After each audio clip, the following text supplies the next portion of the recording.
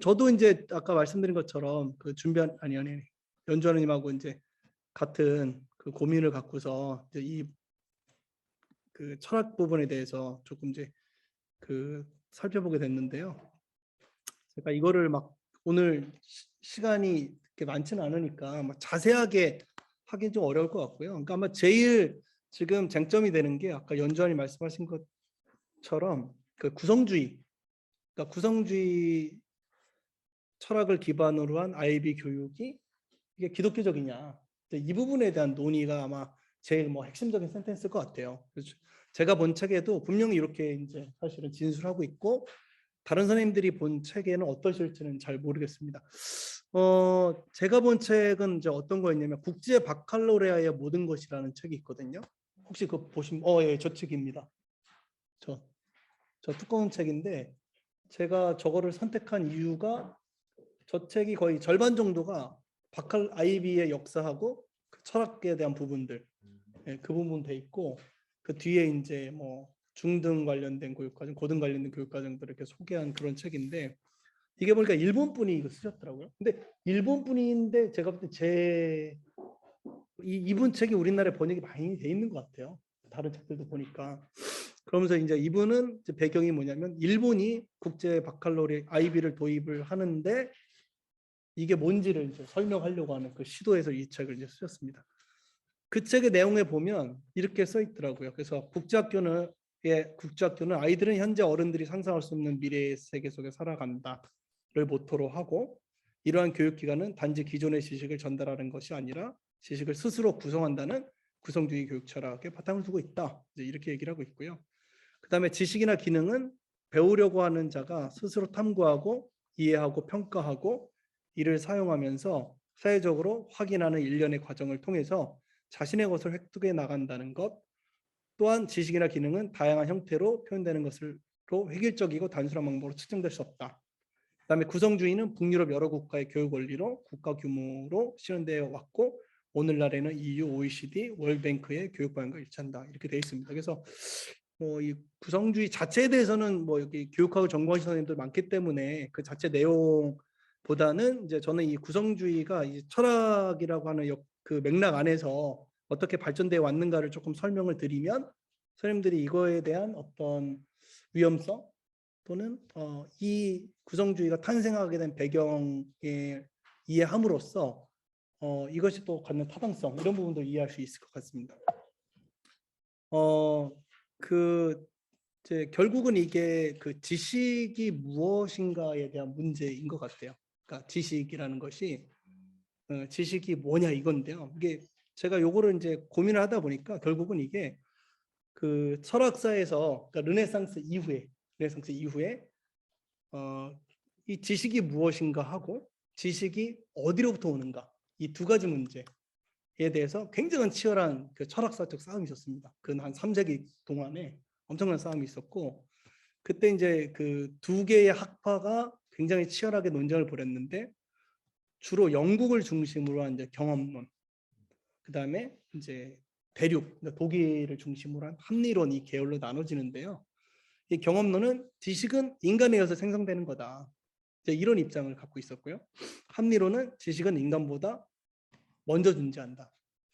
라는, 쉽게 말하면 이런 거죠. 그러니까 합리론은 지식이라는 게 인간하고 상관없이 있는 거고, 우리는 그 지식을 알아가면서 어서 오십시오. 예. 우리는 그 지식을 알아가면서 그것을 획득하는 거가 되게 중요한 거야. 예. 그래서 인간의 사유 능력이나 사고하고는 별개로 지식이 그냥 먼저 존재하고 있는 거죠. 경험론은 인류가 갖고 있는 지식은 어떤 방식으로든지 인간의 뇌를 통해서 나와서 구성되어 있는 결과물인 거죠. 예.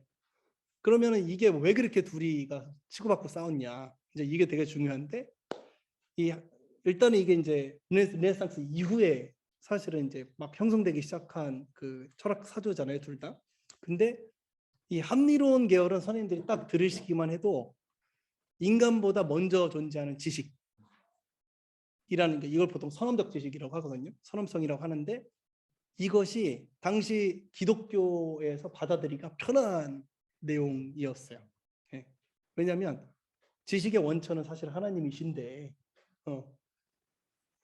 인간보다 먼저 그분이 존재를 하고 그분에 의해서 이 지식들이 산출된 것을 우리가 나중에 이것들을 찾아가는 과정으로 설명하는 게 훨씬 좀 편한 거죠. 예. 이게 하나가 있고 반면에 경험론은 모든 지식이 인간의 경험을 통해서 생산된 거기 때문에 소위 말해서 신의 존재에 대해서 신의 존재를 담보하지 않아도 문제가 없게 되는 이제 지식 체계를 갖고 있는 거죠. 이게. 예. 그래서 결국에는 둘이 치고받고 이제 겁나 이렇게 싸우게 됩니다. 그리고 구성주의는 제가 보는 판단으로는 이 경험론의 전제를 갖고 있다고 이제 보여져요.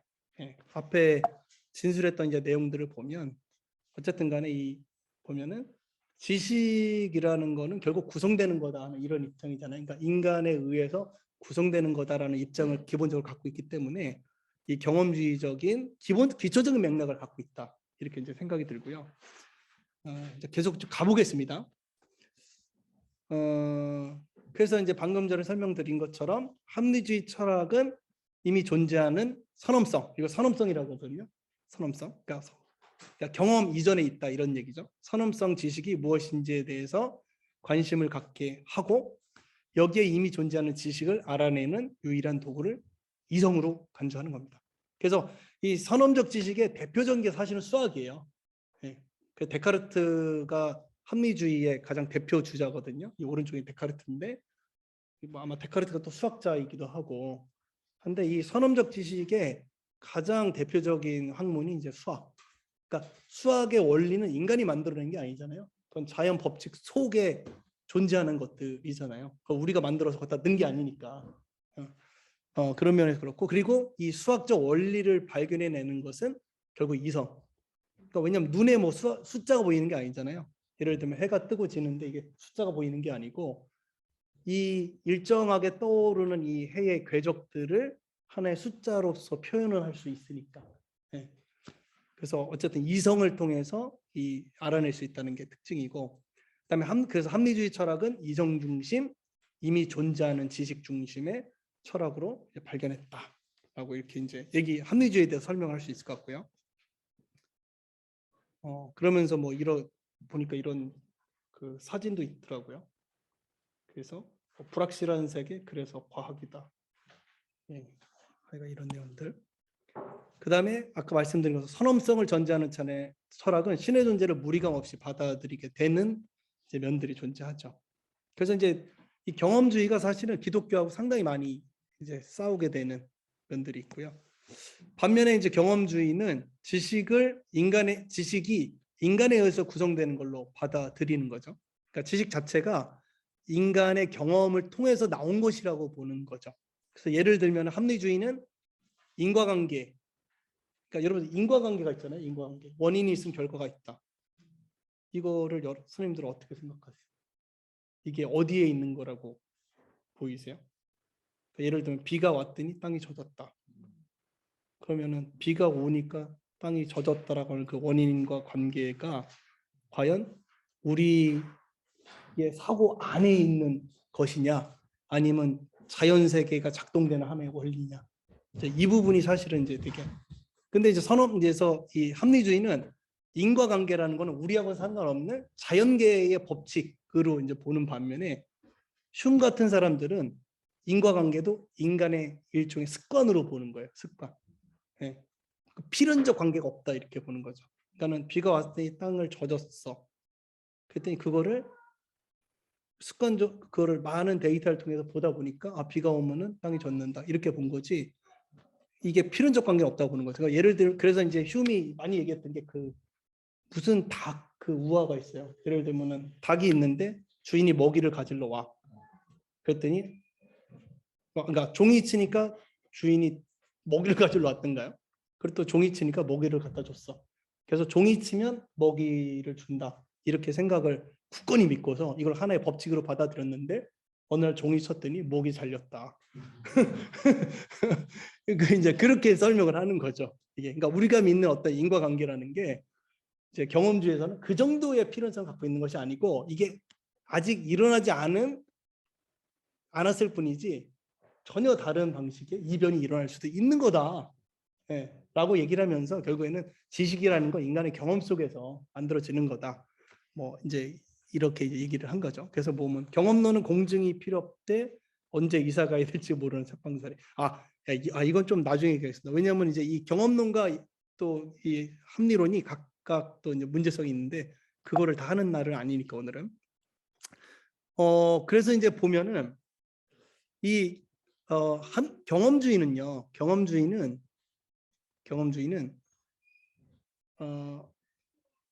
취약성이 뭐냐면은 절대적 지식이 없다는 거예요. 예. 모든 것들은 다 인간에서 만들어진 거기 때문에 상대화 될 수 있어요. 그러니까 예를 들면 네가 굳건히 믿고 있는 것도 지금은 네가 그걸 굳건히 믿고 있지만 이 지식은 언젠가는 상대화될 수 있다라고 생각하면서 결국은 논쟁의 대상이 될 수 있죠. 근데 선언적 지식은 인간에서 구성된 게 아니기 때문에 이건 사실은 논쟁의 대상이 될 수 없는 그런 것이 됩니다. 방금 전에 말씀드린 게 되게 중요한 내용인데요. 그래서 지식이 근데 이제 또 경험주의가 갖고 있는 상대성이 낳는 유익함이 뭐냐면은 다양성이에요, 다양성. 왜냐면 네가 갖고 있는 지식도 절대적인 게 아니기 때문에 내가 갖고 있는 지식도 가능성이 있는 거죠. 가능성이 있는 거야. 왜냐면 네 지식이 절대적인 게 아니니까 우리도 그거를 증명해내면 우리 지식도 가능성이 있는 지식으로서 잠재적인 능력을 갖고 있는 거죠. 네. 그러니까 절대성을 주장하기가 좀 어렵고 언제나 저 주장도 일리가 있을 수 있다라고 하는 이제 다양성의 측면으로 발전할 가능성이 되게 높죠. 근데 이런 거는 이제 우리가 왜 이제 중세 같은 경우도 중세 천년을 이렇게 보면 결국에는 중세 천년이 어떻게 보면 이 획일화된 지식의 틀로서 소위 말해서 이제 다양한 이제 어떤 사유나 사고들을 굉장히 억압해왔던 역사들이 존재하잖아요. 전부는 아니지만. 그리고 그것에 대한 반동으로 사실은 이제 인문주의, 르네상스가 터져 나온 것을 보면은 그 합리주의 또는 선험적 지식 또는 여기 책에서는 객관주의라고 얘기하는데 절대성을 주장하는 어떤 사유가 다양성을 훼손할 가능성이 있는 것은 그냥 저는 그 역사적인 어떤 사실이 맞는 것 같아요. 그런 부분들이. 반면에 이 경험주의는 상대적이기 때문에 다양성을 배태해내는 거죠. 저는 저 개인적으로 이 부분이 굉장히 중요하다고 생각합니다. 그러니까는 이 기독교가 갖고 있는 어떤 지식의 그러니까 어떤 절대성이 있잖아요. 그것과 우리가 지금 받아들이려고 하는 IP, 그다음에 엘셀리 저는 구성주의적이라고 상당히 보거든요.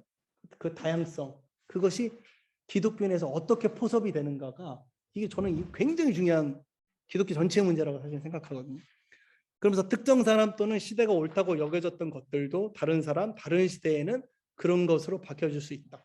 이 다양성이 개별 간의 다양성뿐만 아니라 역사적 다양성으로도 발전될 수가 있어요. 그러니까 한 시대에는 이런 과학 이론이 옳다고 여겨졌어요. 뉴턴의 뉴턴 물리학이 한 시대를 풍미했다면 그 다음 세대는 전혀 다 아인슈타인 물리학이 한 시대를 풍미하게 되는 경우들이 있는 거죠. 그러나 우리가 지금 살고 있는 시대에는 어떤 게 당연하다고 여겨졌지만 이 다음 세대에는 뭐가 다 절대적으로 여겨질지를 모르게 되는 상태가 되고 또 과학 철학에서도 사실 뭐 우리 과학 선생님 계시지만은 이 과학의 패러다임이 변하는 거죠. 그래서 토마스 쿤이라고 하는 사람이 뭐 과학혁명 구조 그렇죠? 예. 그걸 쓴 책이거든요. 그게 시대마다 완벽하게 다른 세계관이 전환을 이룬다. 이런 부분이 있는 거죠. 그다음에 모든 지식은 역사 속에서 그래서 변화를 겪었음이 이를 증명하는데 이제 구성주의는 경험주의 상대주의 전통을 교육 철학의 관심에서 받아들였다. 그러면 이제 우리는 이 지식의 상대성 이러면은 이게 우리가 이제 한창 공부할 때 대학 다니면서 성기전치하고 세계관 막 교육을 할 때 배웠던 건 뭐냐면 포스트 모던 상대주의 기독교가 안 맞는 거 이 등식으로 저는 그렇게 사실은 오해를 하고 배웠어요. 네. 그렇게 이제 포스트 모더니즘 상대주의 기독교하고는 안 맞는 것 그리고 이제 뭐 여러분 선생님들이 많이 읽었을 셰퍼 박사 책에서도 그런 부분들이 많이 언급이 되는데 과연 그럼 이거 괜찮은 건가? 이제 이런 생각들이 드는 거죠. 근데 이제 그 칸트라고 하는 사람이요. 아까 우리 선생님 보셨던 것처럼 이 합리주의하고 경험주의가 겁나 싸우다가 이 칸트라고 하는 사람에 와서 이제 종합이 되는데 이제 어떤 식으로 종합이 되냐면은 오케이, 좋아. 상대적인 것도 있고 절대적인 것도 있다. 이렇게 정리를 해줬어요, 칸트가. 그래서 뭐라 그랬냐면 인간이 갖고 있는 인식의 방식은 절대적이야. 이건 인간이라면 누구나 이런 틀이 있어, 인식의 틀. 그러니까 그전에는 인간이 인식의 틀을 갖고 있다 이 생각을 못한 거죠.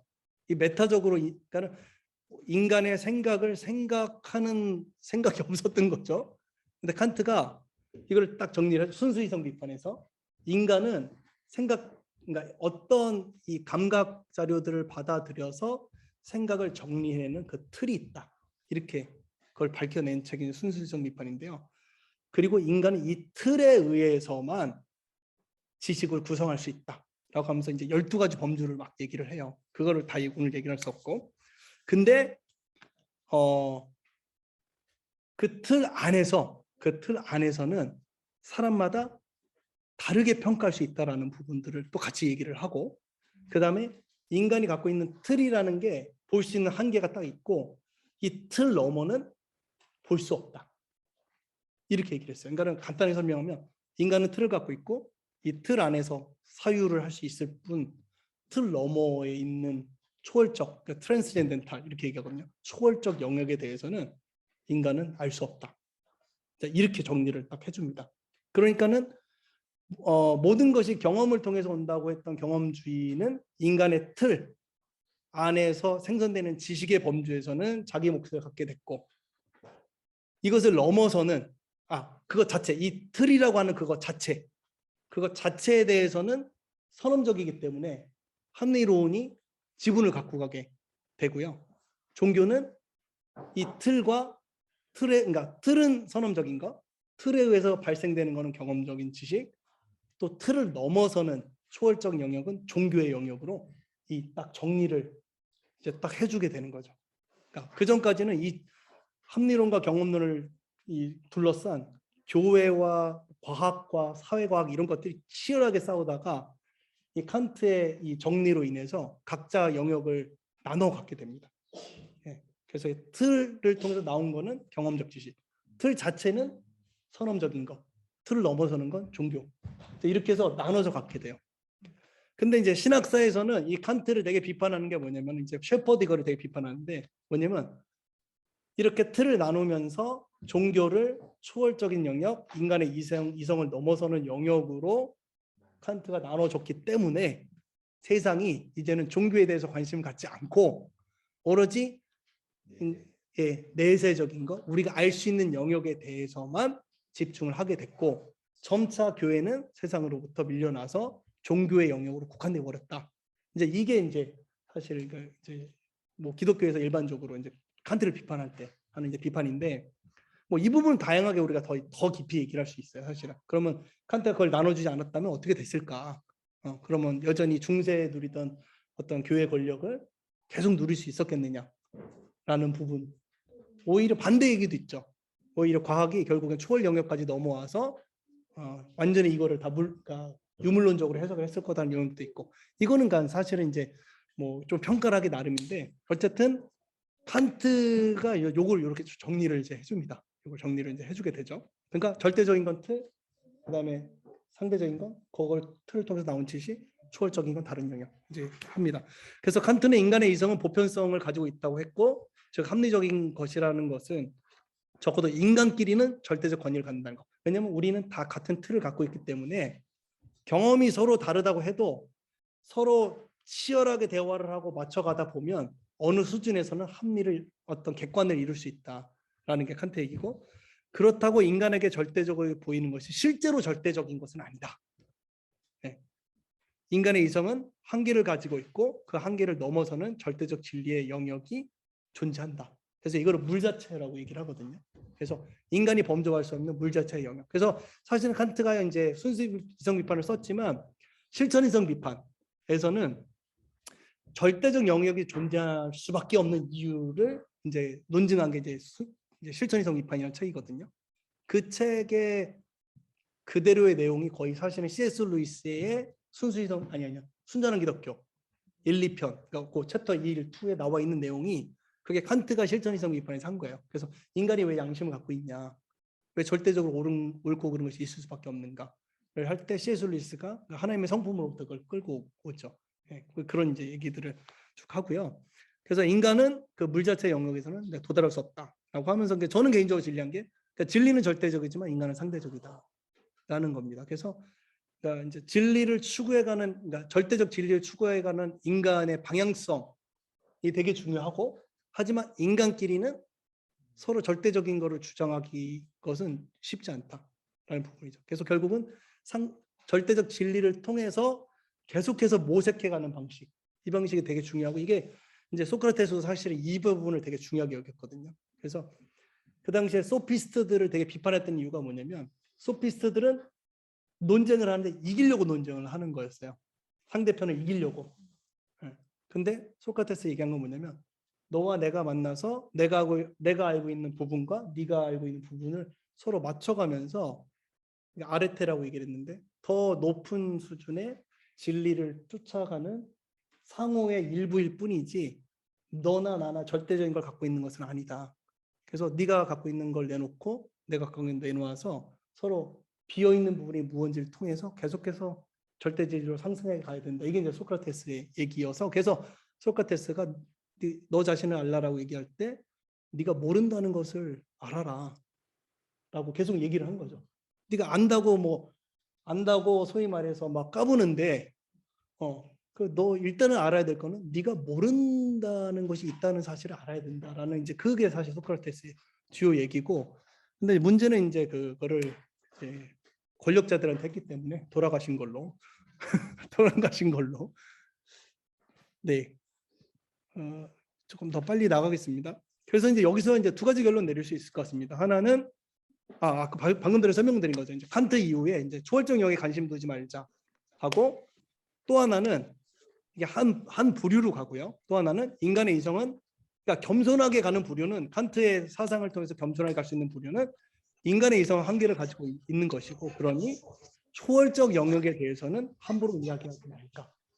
이 역사가 이렇게 갔으면 참 좋았을 텐데 뭐 소위 말해서 우리가 인본주의라고 하는 영역은 일로 많이 간 거예요. 그러니 초월적 영역에 대해서는 관심을 두지 말자. 이쪽으로 많이 간 거죠. 이제는 조금 더 우리가 그 구성주의를 이루게 되는 그 철학적 기반인 실용주의로 갔으면 좋겠는데요. 이제 실용주의도 역시 이제 경험주의 계통으로 나오게 된 겁니다. 경험주의 계통으로 나오게 되고 그 영미 철학의 주요 사주 중에 하나가 이제 이 실용주의인데 실용주의자 중에 이제 그 토델라 한 사람이 찰스 퍼스고 그다음에 이어간 사람이 윌리엄 제임스고 그다음에 존 듀이가 이걸 종합했다 그러더라고요. 그래서 사실 저는 존 듀이는 잘 몰랐는데 그렇죠. 교육학에서 존 듀이를 많이 다루더라고요. 그렇죠. 아동중심 교육과정. 예, 예. 그래서 아마 이거는 이제 이따가 또 교육학 전공하신 선생님들이 좀 더 설명해 주시면 좋을 것 같아요. 저도 뭐 이번에 좀 배우려고 찾아봤는데 그래서 이제 그 실용주의의 주요 주장은 뭐냐면 견해라는 것은 효과가 있을 때 참이다 이거예요. 효과가 있을 때 참이다. 근데 이 말이 보면은 되게 약간 되게 자본주의적이잖아요. 예. 근데 이게 또 나름의 의미가 있어요. 나름의 의미가 있는 게 뭐냐면은 소위 말해서 요즘은 뇌피셜이란 말이 되게 보편적으로 쓰이잖아요. 근데 철학이라는 게 어떻게 보면 이 뇌피셜이 굉장히 많은 거예요. 뇌피셜이. 그러니까 그럴듯하게 앞뒤에 하나의 요소와 두 개의 요소, 거기다가 세 개까지 연결해서 그럴듯하게 말을 하면 이 말은 그럴듯한 말이 되죠. 저는 지금 우리 시대를 휩쓸고 있는 가장 그럴듯한 말 중에서 위력을 떨치는 게 이제 음모론이다. 네. 음모론이 생각해요. 그럴듯한 말들을 다 연결해 놓으면 그리고 그걸 갖고 세상을 보면은 다 그렇게 막 보일 수도 있는 거죠, 사실은. 그러니까 결국 이 철학의 문제가 뭐냐면 이게 뇌피셜이 굉장히 많은 거예요. 그러니까 얘들이 이제 실용주의가 들고 나온 게 뭐냐면 오케이 다 논리라는 거 하나 둘 세 개 연결하면 다 논리가 된다. 뭐든지. 근데 그게 실질적으로 옳은 생각으로 평가를 받으려면 실제 세계에서 작동되는지를 네가 확인을 해봐야 돼. 라고 이제 들고 나온 거죠. 그래서 그러니까 여기 이 말에는 또 뭐가 되냐면 실제 세계에서 검증이 불가한 거는 안 쳐주는 거예요. 또 안 쳐줘. 또 봐. 그리고 그러니까 여기에는 뭐냐면 그래. 그래서 저는 이제 과학 철학이 발달하게 된 토대가 저는 실용주의에도 이제 있다고 보여져요. 왜냐하면 과학은 결국 실험을 통해서 밝혀내는 건데 그 과학이 갖고 있는 철학적 기반이 뭔지도 결국엔 현실 세계에서의 어떤 작동 원리로 밝혀질 때만 가능한 거죠. 저는 근데 이거 되게 중요한 거라고 생각해요. 그러니까 어떤 사람이 말을 했는데 그 말이 실제로 효과가 있는지 검증을 해볼 필요는 있지. 다 그렇죠. 다 이거 해볼 필요는 있는 거거든요. 그러니까 그 정도 차원에서 실용주의는 괜찮다고 생각하는데 어쨌든 간에 그러면서 누군가 어떤 주장을 했다면 그것은 반드시 실제 세계에서 작동 원리가 나타나야 된다라는 것과 그다음에 이제 존 듀이의 구성주의 교육 철학의 종합을 이룬 철학자로서 진보주의 교육 과정을 입었는데 요거는 하나 보따리에 담아두세요. 일단 그는 지식은 개인에 의해서 구성되고 사회적 작용 속에서 의미를 찾고 현실의 문제를 해결함으로 효과를 갖고 있다. 이렇게 얘기를 했어요. 그러니까 제가 요 마지막 문장에서 이제 지금 제가 전달드리려고 하는 거는 현실의 문제를 해결하는데 의미가 있어야 된다. 배움이라는 것 자체가 라는 거죠. 자, 그러면 이게 그러면서 이게 이 책에 나온 건데요. 이 객관주의하고 구성주의를 이렇게 서로 비교해는 그 틀이 있더라고요. 한번 요거를 제가 설명을 한번 더 드리겠습니다. 그래서 이 객관주의라고 하는 거는 아까 우리가 설명했던 선험성, 합리주의, 인간의 경험과 상관없이 존재하는 지식에 대한 문제. 그다음에 구성주의는 인간에 의해서 만들어진 지식. 이제 그거거든요. 그래서 여기 보면 세계에 대한 해석을 객관주의는 세계는 우리의 경험과는 별도로 외부에 객관적으로 존재한다. 그렇죠. 구성주의는 세계는 인간의 해석에 의해서 결정되고 우리가 경험하는 세계는 존재하나 그 의미는 인간에 의해서 부여되고 구성된다. 이게 되게 중요한 거죠. 학습의 의미도 외부의 절대적인 진리가 학습자 내부로 전달되는 게 객관주의라면 구성주의는 개인적인 경험에 근거해서 의미를 구성하는 능동적 과정이다. 그러니까 우리가 교수를 할 때 일방적으로 가르치는 거는 지식이 애들 밖에 있으니까 그걸 머리에다 넣는 거죠. 넣어야지 배우는 거가 되는 건데 구성주의는 걔가 자기 지식을 구성해야만 지식이 되는 거가 되는 거죠. 그러니까 학습 조건도 절대적 진리 자체는 상황과 분리되어 가르칠 수 있다고 보는 거죠. 그러니까 수학 같은 거, 그죠? 특별히 뭐 어떤 상황이 필요한 건 아니잖아요. 반면에 구성주의는 어떤 지식이나 기술도 그것이 사용되는 문제 상황과 독립적으로 해석될 수 없고 실제 세계를 반영하는 풍부한 상황이나 맥락이 제공돼야 된다. 이렇게 설명을 해요. 그래서 아까 선생님 제가 처음 장에 보여드렸던 그 내용 중에서 뭐가 있었냐면 앞으로 그러니까 우리는 알 수 없는 미래를 살아가는 그 아이가 지식을 구성해야 된다. 그 말이 있어요. 그러니까 교사가 지식을 구성해 줄 수 없는 이유는 뭐냐면 우리가 그 시대를 사는 게 아니니까. 걔가 자기가 살아갈 세계에 맞게 지식을 구성할 수 있도록 도와주고 환경을 구성해 줘야 되는 게 구성주의 입장이 되는 거죠. 근데 그냥 전달하는 그 수법은 역사적 상황은 상관없어. 그거는 불변하는 거기 때문에 그걸 그냥 들어가면 된다. 이렇게 이제 본 거죠. 학습의 결과는 모든 사람이 같은 이해에 도달하는 거고 구성주의는 구성된 실제 모습이나 의미는 개인에 따라 다를 수 있다. 왜냐하면 미래를 살아가는 개인도 어떤 상황에 살아갈지는 또 개인에 따라 다 달라. 이게. 그러니까 교수는 절대적인 외부 세계 진리가 전달되는 것이고 또 구성주의는 학습자가 세상에 대한 의미를 구성하도록 보조하는 것.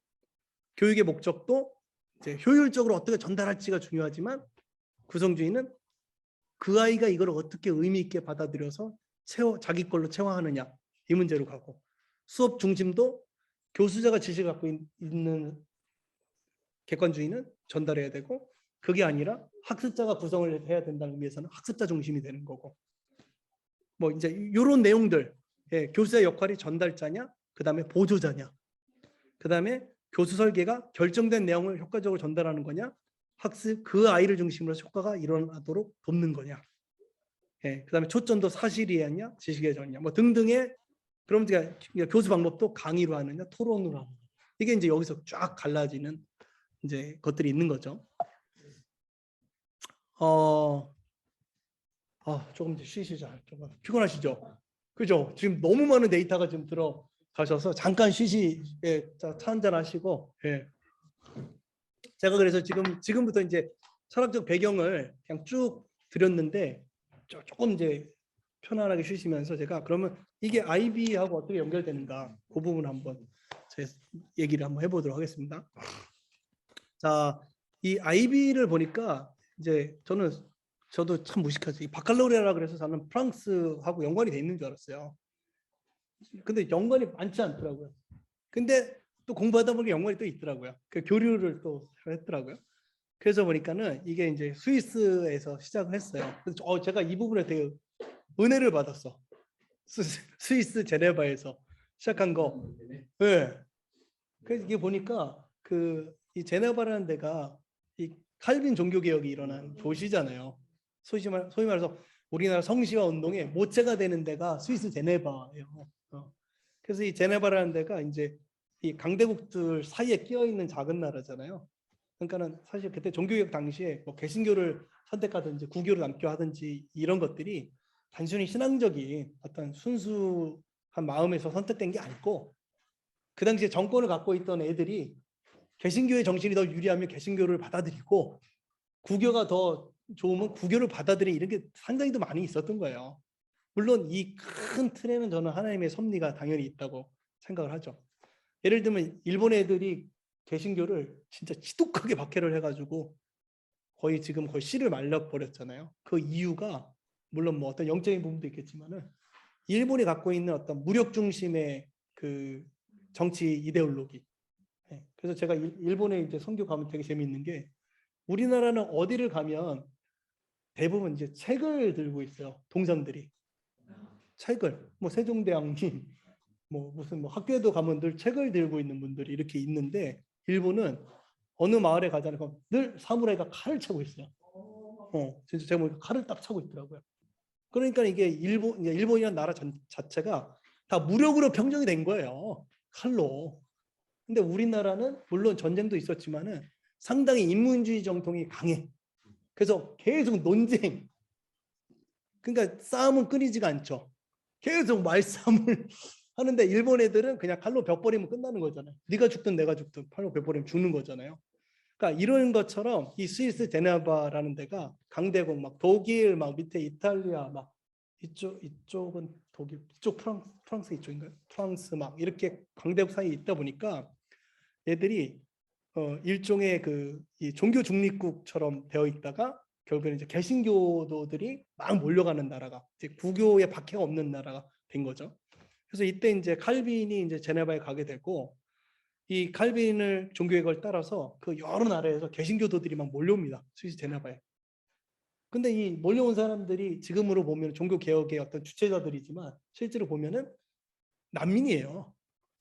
난민. 자기 터전을 버리고 다 온 거예요. 그러다 보니까 이 칼빈의 어떤 그런 그 당시 이제 통치의 이런 거 보면 남구제 사역이 굉장히 크게 일어난 것들을 볼 수 있더라고요. 이런 전통이 스위스의 소위 말해서 어떤 그 다양한 나라에서 온 사람들을 품어주는 전통 이런 것들이 스위스 제네바에서 성장하게 되고 19세기 말부터 20세기 그러니까 세계 1차 세계대전 전후로 해서 이런 난민 또는 세계 평화 또 다양성을 품는 것과 관련된 국제기구들이 제네바에 자리를 막 잡게 되더라고요. 그래서 뭐 여기 적십자도 있고 뭐 국제노동기구도 있고 뭐 등등의 이런 기구들이 있게 되고 이런 기구들이 많이 들어오니까 세계 여러 나라에서 외교관들이 들어오게 되잖아요. 그 세계 외교관들이 들어오다 보니까 자기 나라의 아이들을 교육하겠다는 국제학교들이 막 생기게 돼요. 그리고 처음에는 보니까 일본 학교가 스위스 제네바에서 두 번째 국제학교더라고요. 제네바 국제학교가 1번이고 일본에 있는 학교가 2번인 거예요. 그래서 제가 희한하다. 왜 스위스 제네바에 일본 학교가 국제학교가 2번일까 생각해보니까 이게 뭐 이제 그 일본의 어떤 경제력하고 맞물려서 외교관들이 많이 파견됐던 것 같고 이거 제 추측입니다. 그러다 보니까 처음에는 이 국제학교라는 것도 그냥 자국 애들을 케어하는 쪽으로도 같이 발달돼 있던 것 같고요. 나중에는 이제 이 국제교육끼리 교류를 하게 됩니다. 서로 교류를 막 하게 되고 그러다가 애들 대학을 보내야 되잖아요. 그러니까 야 이거 우리끼리 다이다이로 뚫기 어려우니까 우리 국제학교에 소위 말해서 학교들을 그 대학에 어필을 하기 위한 교육과정 하나 만들자. 표준교육과정을 만들자. 근데 이 표준교육과정은 우리 국제학교 또 국제기구 갖고 있는 세계평화, 다양성에 대한 인정 이런 것들을 교육과정의 어떤 주요 틀로 삼아서 이런 교육과정 틀을 만들자라고 해서 시작된 게 결국 이 인터내셔널 바칼로리아. 네, 그리고 이것들은 이제 대학에 어필하고 이 교육과정 우수성이 있다 보니까 이제 대학에서 이걸 받아들이게 된 거죠. 이 바칼로레아라고 하는 말은 결국 보니까 후기 중등과정이더라고요. 그러니까 왜 후기라고 썼냐면 이 외국은 보니까 이 대학, 그러니까 중등교육과정, 그러니까 보통교육과정이라고 해야 되나요? 표준교육과정이 있고 대학에 갈 애들은 대학에 갈 교육과정을 하고 기술 쪽으로 나가면 기술 쪽으로 나가고 그다음에 뭐 다른 쪽으로 가는 다른 쪽으로 다 가는 거예요. 그러니까 우리도 보면 그런 교육과정이 있어요. 공고, 농고 막 이런 게 다 있는데 우리 토양에서는 안 되는 거죠. 왜냐면 우리는 대학에 안 가면은 사람 취급을 안 했던 시절이 있었기 때문에 뭐 농고 뭐 이런 걸 만들어도 안 가는 거죠. 근데 이제 외국 같은 경우는 뭐 어느 정도는 잘 모르겠지만은 우리나라보다 훨씬 나은 수준으로 대학에 갈 사람들은 대학에 가는 과정을 선택하고 그다음에 일반 교육과정, 기술교육과정 하는 사람들 기술교육 하는 건데 소위 말해서 대학에 갈 애들을 교육하는 동안 얘가 네가 대학에 갈 능력이 되는지를 점검해주고 두 번째는 이 과정을 거치면 대학에 갈 수 있는 능력을 장착해주는 이 두 가지 목적으로 시행되는 교육과정이 그게 바칼로레아다. 네, 일반적으로. 그래서 보니까 프랑스는 프랑스 바칼로레아. 그래서 독일은 이름이 아비투어래요. 저도 이번에 처음 알았는데 영국은 GC, 스위스는 마튜리티. 잘 모릅니다. 이런 소위 말해서 후기 중등 과정이라고 하는 바칼로레아라는 과정이 있었고 이 아이비의 시초는 이제 이 후기 중등 과정 2년이거든요. 대부분 거기에 상응하는 교육 과정으로서 만들어질 거다. 예. 결국은 대학을 가는 애들에 대한 교육 과정으로서 이제 만들어졌다. 그렇게 이제 나와 있고요. 거기에 대한 이제 내용들을 여기 있습니다. 그래서 여기 왼쪽에서 머리 쓰다는 사람이 이제 칼빈이고 그 아이들이 이제 그 당시에 이제 그 학교에서 이제 칼빈 시대 학교죠. 공부했던 애들이고요. 그 방금 전에 말씀드렸던 이제 다양한 국제기구들이 이렇게 쭉 와서 했던 얘기고, 제가 일단 여기에서 조금 말씀드리고 싶은 게 뭐냐면 이 1차 세계대전이라고 하는 거 있잖아요. 이 1차 세계대전이 되게 큰 사건인데, 그러니까 동양인 우리로서는 잘 그러니까 이게 얼마나 큰 사건인지를 이해가 잘 안 되는 사건이라고 보면 제일 정확할 것 같아요. 그러니까 뭐냐면 저는 이 현대 우리가 뭐 포스트 모더니즘 뭐 이런 얘기도 많이 하지만은 현대가 시작된 거는 사실 이제 니체 철학으로 보는데 실질적인 사건이 1차 세계대전이다. 저는 이제 이렇게 생각하거든요. 왜냐하면 이 1차 세계대전이 서양 사회에 던졌던 이 충격이라는 건 뭐냐면 자기들이 살아왔던 모든 방식이 완벽하게 잘못됐다는 것을 보여준 사건이었어요. 그러니까 예를 들면 내가 이제 50살 살았는데 네가 살았던 모든 방식이 잘못 살았다. 이제 이런 충격을 갑자기 받는데 얼마나 충격적이겠어요. 그것처럼 서구 사회가 한 뭐 근대라고 봐도 한 5세기, 4세기를 소위 말해서 그 계몽주의, 그래서 과학 기술을 통해서 더 나은 미래, 또 일종의 구원을 이루려고 했던 그런 서구 사회가 1차 세계 대전이라고 하는 서로 죽이는 사건들, 엄청나게 많은 사람들 이것이 벌어지게 되면서 자기들이 했던 모든 것들에 대한 이제 이 사실 해체 작업과 이 토해냄, 토해냄, 술 너무 많이 먹으면 막 토하잖아요. 저는 잘 모르는데 막 토한다 그러더라고요. 막 토하잖아요. 그것처럼 이 토해낸 사건이 저는 1차 세계대전, 그러니까 이게 얼마나 큰 충격적인 사건이겠나. 그러니까 교육에서도 기존에 옳다고 여겼던 것들을 학교에서 계속 가르쳤는데 그게 과연 옳은 건가?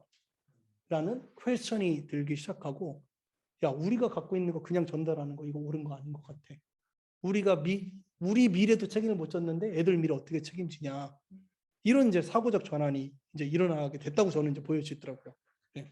그러면서 이 교육에서도 아까 이제 앞에 쭉 말씀드렸던 이 실용이라고 하는 게 그전에는 소위 말해서 이 대가들이 뭘 얘기를 하고 그게 논리적인 합리적인 받아들였어. 근데 실용주의에서는 뭐야? 야, 그거 실제로 해봤어? 야, 그거 효과 있는 거야? 그거 위험한 거 아니야? 이런 이제 일종의 약간은 이제 회의주의적인 관점인 거죠. 이런 이제 철학들이 나타나고, 그 다음에 이 교육에서도 결국에 뭐냐면 우리가 갖고 시키는 교육이 우리가 갖고 있는 문제를 해결하는 거냐? 이 질문이 저는 탄생했다고 보는 거예요. 1차 세계대전 이후에. 그러니까 지금 우리가 갖고 있는 교육이라는 게 우리의 문제를 해결을 해야 되는데 이게 문제도 해결하지 못하는 교육이라는 게 무슨 의미를 갖고 있냐라는 질문이 오히려 문제를 일으키는데 지식이. 네, 이 질문이 이제 1차 세계대전 이후에 벌어지게 되면서 이 정확한 디테일은 제가 이거 교육학 전공이 아니라 잘 모르겠어요. 이거 다른 선생님들 좀 보충해 주시면 좋을 것 같은데 다 끝나시는 이후에 실용주의적인 관점과 결국에는 자기 어떤 그 지식에 대한 회의와 교수 방법에 대한 회의, 그리고 그동안 우리가 가르쳤던 게 옳은지도 모르겠다고 하는 이런 난장판 상태. 왜냐하면 1차 세계대전 이후 2차 세계대전이 또 벌어졌거든요. 이런 상태에서 결국에는 탈권위주의죠. 결국에는 이거는 다 아실 내용입니다. 탈권위주의라는 게 발생하고, 근데 이 탈권위주의가 너무 가볍게 그냥 어른들만 듣지 말자, 막 하나님을 다 부정하자. 저는 이런 내용은 아니라고 생각해요. 그 탈권위주의 뭐냐면 그동안 자신들이 해왔던가, 막 예를 들면 스탈린, 그 다음에 또 독일의 뭐 누구예요? 이 사람 누구죠? 히틀러. 이런 사람들이 말이 얼마나 그럴듯했어요.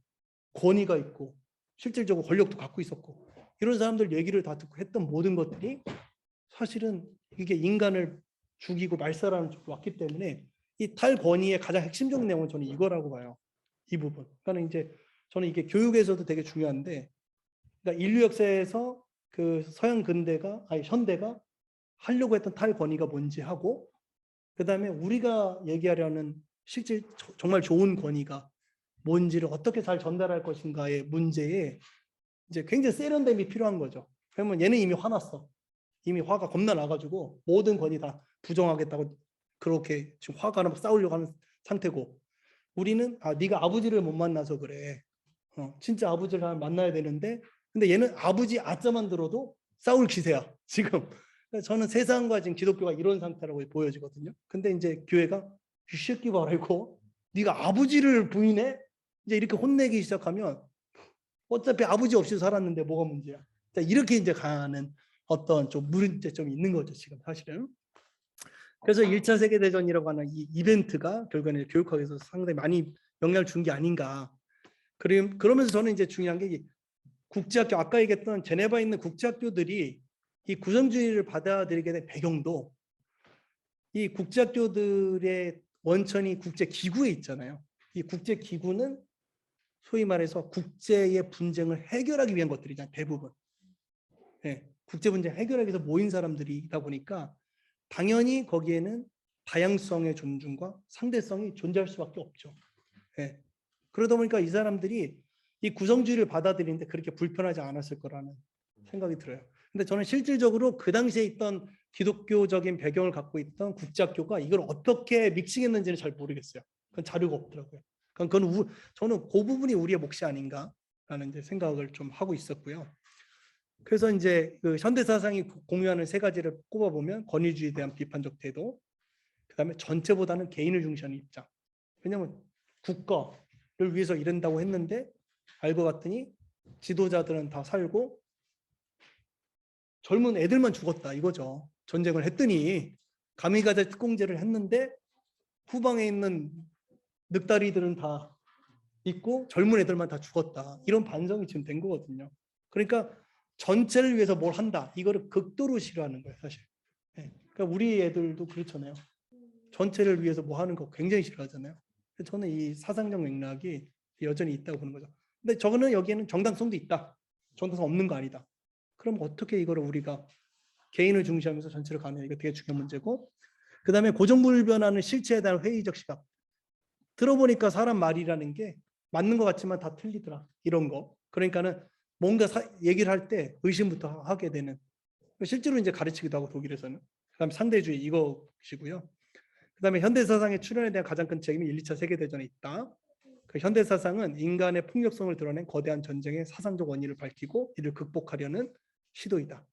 그래서 현대 사상이 굉장히 어떻게 보면 비판적인 이유가 이런 맥락 속에 있다고 이제 보여지는 거죠. 예. 그래서 국제기구와 국제학교는 양차 대전을 극복하려는 교육적 시도를 현대 사상과 철학적 기관을 공유한다. 네. 그래서 거의 이제 마무리를 좀 해가겠습니다. 그래서 지금 제가 이제 설명한 내용들이 이제 그 기본적인 철학적 사상적 배경하고 그 다음에 이 경험주의하고 합리주의, 그 다음에 1차 세계대전이 터질 당시에 어떤 그런 분위기하고 그 다음에 국제학교 스위스의 제네바에 있는 국제학교들이 구성주의를 받아들이게 된 어떤 그 연결점들, 이 부분을 제가 설명을 드렸고요. 그러면서 이제 아이비가 갖고 있는 교육 목적에서 되게 중요한 게 보니까는 이런 학습자가 가져야 될 주요한 어떤 역량인데, 요거를 한마디로 표현한 게 이제 요게 역량이죠, 역량. 그러니까 역량이라는 건 말은 뭐냐면 실제로 우리가 갖고 있는 문제를 네가 해결할 수 있냐, 이 질문이거든요. 이게 이제 아까 그거 다 연결이 되는 맥락이 있습니다. 그래서 저는 지금 이제 대학이나 이 사회에서 우리 애들한테 요구하는 것도 뭐냐면, 우리 사회에 이런 문제 갖고 있는데 네가 이 문제를 해결할 수 있냐? 우리 대학이 이런 문제 갖고 있는데 네가 이거 해결할 수 있냐? 우리 회사가 이런 문제 갖고 있는데 네가 이거 해결할 수 있냐? 이거를 보여주는 거를 요청하고 있다고 생각을 해요. 그리고 이제 고3 아이들 인터뷰할 때도 보면 그거를 대부분 다 체크를 하고 있는 거라고 보여지고요. 이제 그런 맥락이 이제 실용주의 맥락하고 다 연결돼 있다, 이렇게 하고 예, 이런 거 이제 다 넘어가고요. 그래서 결론을 이제 말씀드리면, 서구 사회는 세계 1, 2차 세계 대전을 기점으로 해서 급격한 변화를 겪었고, 현대 사상도 근대의 기술 중심, 획일주의 중심, 그다음 중심 획일주의, 중심주의, 국가주의의 거대 담론에 대한 반성을 중심으로 발전을 했다라는 거죠. 이 중심주의라는 게 되게 뭐냐면, 이 중심주의 있잖아요. 이게 재밌는 건데, 뭔가 중심이 있으면 반드시 주변이 생긴다는 얘기예요. 예. 그러니까 뭔가 중심이 있으면 주변이 생긴다. 그래서 현대의 어떤 강연들도 자꾸 원형 중심으로 강연을 하게 되는 이유, 이렇게 관중들을 이렇게 두고서 그 가운데 서서 이렇게 하잖아요. 근데 옛날에는 이 강연자와 이 관객이 이렇게 분리가 돼서 중심이 있고 그 다음에 주변이 딱 있는 그 체계였거든요. 근데 요즘 점점 더 원형 중심으로. 예. 이 원형 탁자는 중심이 없잖아요. 내가 여기 앉고 저기 앉으면 저 사람이 상호 중심이 되는 거니까. 이게 이제 중심주의에 대해서도 굉장히 불만 섞인 시선이 있어요, 현대는. 예, 이걸 절대 용서 안 하려고 하는 거죠. 국가주의 더 용서 안 하고, 획일주의 더 용서 안 하고, 기술 중심주의도 회의적인 시각이 많은 거죠, 이 부분들. 그래서 기술 중심주의는 사실은 기독교하고 되게 또 맞는 게 있어요. 그러니까 반기술 중심주의하고 기독교가 되게 또 공유하는 게 있어요. 그래서 포스트 모더니즘의 어떤 부분하고 기독교가 연합을 한 형태들이 또 많이 있습니다, 사실은. 예. 싫어하면서 연합하고 있는 형태들이 있는 거죠. 그 다음에 교육도 전체를 위한 획일적인 교육에서 개인을 위한 교육으로 전환이 됐고, 그러니까 학습자 중심, 다양성 중심, 문제 해결 중심 교육으로 발전을 해가는 그 도상 위에서 이제 아이비가 있다, 이렇게 보여지고, 그러니까 그런 면에서 보면 아이비가 현대적 교육이고 앞으로도 많이 받아들여질 가능성이 있다, 이렇게 저는 판단을 하는 거예요. 네. 그리고 이 교육을 통해서, 그러니까 기독교 가치 이런 거 다 빼고 이 교육을 통해서 나간 애들이 성공할 가능성은 높다, 이렇게 판단을 하고, 이러한 큰 흐름 속에서 국제학교도 이제 학습자 중심 다양성 인정교육, 비판 정신 합류 교육 기조를 유지하게 되고, 아이비의 철학적 기반도 맥락을 같이 한다라고 얘기합니다. 그래서 저는 이제 개인적으로 이제 기독교 관점에서 바라보는 건데요. 저는 이 부분 이제부터 좀 토론하거나 질문하시면 좋을 것 같은데요. 뭐 경험주의 기반으로 하는 구성주의 사상은 기독교 측면에서 볼 때 자칫 초월적인 영역에 대한 무관심 또는 부정으로 이어질 수 있다는 걱정이 있다. 이게 제 개인적 걱정이고요. 그다음에 100% 맞는 이런 말들이고, 아이비가 반기독교적이라고 얘기하는 게 100% 맞는 말도 아니고 틀린 말도 아니다라는 거. 그래서 건강한 기독교적 토대 위에서 구성주의를 받아들이게 될 때 오히려 기독교가 빠질 수 있는 오류를 극복할 수 있다 생각해요. 그러니까 뭐냐면, 그러니까 저희 개인적인 생각인데, 기독교는 어쨌든 하나님 중심이라는 중심주의적인 측면이 상당히 강할 수밖에 없어요. 그러니까 교회도 목사님 중심이 되게 되고 어디든지 목자 중심이 되게 되고 다 이 중심이 되거든요. 근데 이제 문제가 뭐냐면 이 중심주의가 이 중심이 잘못 갔을 때 거기서 빠져나오는 게 굉장히 어렵다. 예. 그래서 우리가 이제 외부인이 어떤 교회를 볼 때 저 교회가 문제가 있어 보이는데도 그 교회는 스스로 문제 해결을 전혀 못하는 이유가 저는 그 문제성이라고 봐요. 중심주의성 문제성이라고 보는데 사실 하나님 중심이 된 문제가 없는데 이상하게 좀 되는 거죠. 어쨌든. 근데 그런 어떤 우리의 오류를 이런 교육 과정을 통해서 좀 극복해 나갈 수 있는 방법이 있을 수 있겠다라는 생각이고요. 하나님은 절대적이고 인간은 상대적임에도 어느 순간 절대적 지식을 소유한 인간이 우리 가운데 존재하는 어처구니 없는 일들이 벌어지는 게 기독교 공동체 아니냐라는 생각. 그다음에 구성주의를 통해서 인간이 절대화되는 것을 견제하면서도 초월적 영역은 여전히 우리 위에 생생하게 살아있음을 믿는다면 구성주의 철학을 기반으로 하는 교육이 공동체의 유익이 될 수 있지도 않을까. 그다음에 그래서 저는 이제 조금 제가 검토한 바로는 이거는 조금 우리가 어떻게 하기 나름이다라는 생각의 결론을 좀 이제 내리게 됐습니다. 마쳤습니다. 저는 마쳤고요. 죄송합니다. 좀 빨리 끝내려고 했는데 조금 걸렸는데 혹시 질문이나 또 혹시 여기에 대해서 조금 이렇게 언급하시고 싶은 게 있으면 좀 나눠주십시오.